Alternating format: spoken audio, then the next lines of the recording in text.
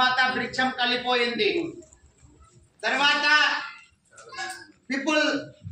People చుక్కని మండప నిర్మాణం. చుక్కని సంస్కృతంలో కాష్ట అంటారు.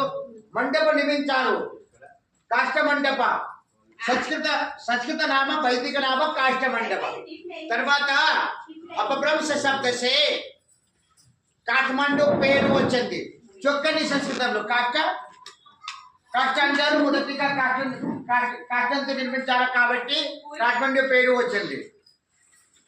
కాఠ్మండులో పశుపతినాథ, సౌరాష్ట్రే సోమనాథం చ, శ్రీశైలే మల్లికార్జునం, ఉజ్జయిన మహాకాలం ఓంకారం మమలేశ్వరం, వరల్యం వైద్యనాథం చ, దాక్షిణ్యం భీమశంకరం, సేతువందేతు రామేశం, నాగేశం దారుకాపణే, వారాణస్యం తు విశ్వేశం, త్ర్యంబకం గౌతమీ తటే, హిమాలయ తు కేదారం, భుష్మేశం చ శివాలయ. పండిత్